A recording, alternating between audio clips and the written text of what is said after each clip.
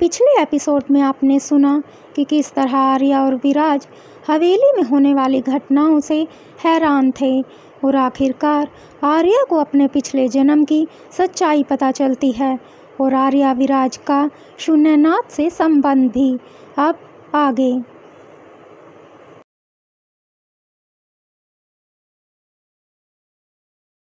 रात का अंधकार हवेली के चारों ओर गहराता जा रहा था। अब हवेली में वे अजीब घटनाएं और आहटें सामान्य हो गई थी, पर इस रात एक नया शोर सुनाई दिया। रक्त पुष्प के बगीचे से तेज चीखें आ रही थी। आर्या और विराज दोनों बगीचे की ओर दौड़े। जब वे वहां पहुंचे, उनका दिल जैसे रुक सा गया हो। रक्त पुष्प के फूल अब लाल नहीं, काले हो चुके थे और उन पर हल्का सा धुआं उठ रहा था, जैसे किसी आग ने उन्हें जला दिया हो। यह क्या हो रहा है? आर्या ने सिहरते हुए पूछा। विराज ने गहरी सांस ली। शून्यनाथ का पहला संकेत। उसने इन फूलों के माध्यम से अपने अंधकार को फैलाना शुरू किया है। आर्या के हाथों से तावीज की एक चांदी की रेखा हिलने लगी, जैसे उसमें कुछ जोर से खींचने का प्रयास कर रहा हो। एक अजीब सा खालीपन महसूस होने लगा था, जैसे कुछ खोने को आ रहा हो। तभी अचानक हवेली की दीवारों से एक गहरी गूंज सुनाई दी। वह गूंज एक मंत्र जैसी थी, जो एक साथ सभी दिशाओं से आ रही थी। फिर हवेली के आईने से एक अजीब प्रतिबिंब दिखाई देने लगा, एक रूप जो पहले कभी किसी ने नहीं देखा था। एक काले धुएं में लिपटी आकृति जो धीरे धीरे स्पष्ट होने लगी। वह आकृति थी शून्यनाथ। तुमने मुझे वापसी का अवसर दिया है। शून्यनाथ की आवाज गहरी और भयावह गूंज रही थी। आर्या और विराज दोनों बुरी तरह से कांपे। यह सिर्फ एक आत्मा नहीं थी, यह कोई वैम्पायर से कहीं अधिक था। यह अंधकार था जो शरीर से बाहर निकलकर अब दुनिया में घुसने की कोशिश कर रहा था। तुम अब नहीं बच सकते, शून्यनाथ ने कहा। उसकी आंखों में असाधारण शक्ति झलकी। हम तुम्हें हर कीमत पर रोकेंगे। विराज ने अपने अंदर उभरते हुए नए मानव रूप की ताकत को महसूस करते हुए उसे कड़ा उत्तर दिया। शून्यनाथ की आंखों में एक तिलमिलाहट आई। उसने अपनी बाहें फैलाते हुए हवेली की छत को घेर लिया। पल भर में हवेली के चारों ओर अंधेरे के बादल जमा हो गए। हर दिशा से तड़पती हुई छायाएं उभरने लगी, जैसे शून्यनाथ का प्रभाव हवेली की हड्डी हड्डी तक पहुंच चुका हो। हम हारेंगे नहीं, आर्या ने अपने अंदर से साहस भरते हुए कहा। यहाँ तुम्हारी कोई जगह नहीं है शून्यनाथ। हम तुमसे पहले अंधकार को हराएंगे। आसपास की हवा थम गई। आर्या और विराज के बीच एक सशक्त ऊर्जा पैदा होने लगी। उस तावीज का चमकता हुआ आभास धीरे धीरे बढ़ता गया। वे शून्यनाथ के सामने खड़े थे, लेकिन उनके बीच एक दीवार बन चुकी थी, जो अंधकार के मुकाबले में चमकती हुई रोशनी का प्रतीक थी। रात का अंधकार अब हवेली के प्रत्येक कोने में समा चुका था। शून्यनाथ, जो अब पूरी तरह से अस्तित्व में आ चुका था, अपनी शक्ति का प्रदर्शन कर रहा था। हवेली के भीतर हवा में एक खौफनाक दबाव महसूस हो रहा था, जैसे यह दुनिया शून्यनाथ के क्रोध से कांप रही हो। आर्या और विराज अब एकजुट हो चुके थे। उनके इरादे सशक्त थे। उनके भीतर अंधकार से लड़ने का साहस था और वे जानते थे कि यह लड़ाई सिर्फ उनके अस्तित्व की नहीं, बल्कि पूरी दुनिया की है। शून्यनाथ के चेहरे पर खौफनाक मुस्कान थी।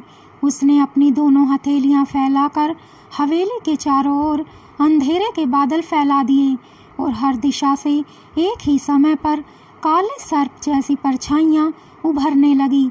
वे परछाइयां हवा में लहराते हुए आर्या और विराज की ओर बढ़ने लगी। तुम दोनों का अस्तित्व इस अंधकार के सामने बेमानी है, शून्यनाथ ने गहरी आवाज में कहा। अब तुम मेरे नियंत्रण में हो। आर्या ने अपनी आंखें बंद की और तावीज को अपने हाथों में कसकर पकड़ा। उसी क्षण तावीज की चमक बढ़ गई। उसके भीतर एक शक्ति का जागरण हुआ। यह जानते हुए भी आर्या और विराज ने एक दूसरे को देखा। वे तैयार थे। शून्यनाथ ने अपनी शक्तियों से हवेली की छत को हिलाया। और एक भयंकर धमाके से दीवारों को ढहा दिया। उसने अपनी आशीर्वादित छायाएं विराज और आर्या पर छोड़ दी। छायाएं उनके चारों ओर लहराने लगी और उन्हें घेरने लगी। हर छाया को छूते ही एक असहनीय दर्द आर्या और विराज के शरीर में फैलने लगा। तुम दोनों अब मेरे साथ जुड़ने वाले हो, शून्यनाद का स्वर गूंजता गया। पर विराज ने गहरी सांस ली और खड़े होकर शून्यनाद की तरफ एक चुनौती भरी नजर से देखा। हम तुम्हें जीतने नहीं देंगे। विराज ने अपनी पूरी शक्ति को इकट्ठा किया और अपनी छड़ी से शून्यनाद की छायाओं को तोड़ते हुए आगे बढ़ा। आर्या ने भी तावीज को दोनों हाथों में उठाया और उसमें से निकलती हुई शक्ति को शून्यनाद की ओर झोंका। किसी असाधारण जादू से तावीज की रोशनी ने शून्यनाद की छायाओं को चीरते हुए उसके शरीर को प्रभावित करना शुरू किया। यह रोशनी उसकी काली ताकत से टकराकर एक गहरा संघर्ष पैदा कर रही थी। शून्यनाद ने अपनी हंसी को दबाया और तुरंत एक काले तूफान की तरह आर्या और विराज पर आक्रमण किया। तूफान की घेराबंदी में आर्या और विराज को अपनी पूरी ताकत लगाने के अलावा कोई रास्ता नहीं था। तुम दोनों कमजोर हो, शून्यनाद ने चिल्लाते हुए उन्हें घेर लिया। आर्या ने तावीज को पूरी ताकत से पकड़ा और एक अलौकिक शक्ति के साथ शून्यनाद की ओर फेंका। तावीज के स्पर्श से एक सुनामी जैसी ऊर्जा उभरी जो शून्यनाद की छाया को चीरते हुए उसे पीछे धकेल गई। विराज ने तुरंत हमला किया। अपनी छड़ी से शून्यनाद के काले धुएं को काटते हुए वह एक बादल की तरह शून्यनाद के चारों ओर लहराते हुए उसकी शक्ति को बांधने की कोशिश कर रहा था। लेकिन शून्यनाद हार मानने का नाम नहीं था। वह अपना पूरा रूप बदलते हुए और भी घातक बन गया। उसकी आंखों में खून का लाल रंग था और उसकी मुस्कान अब और भी खौफनाक हो गई थी।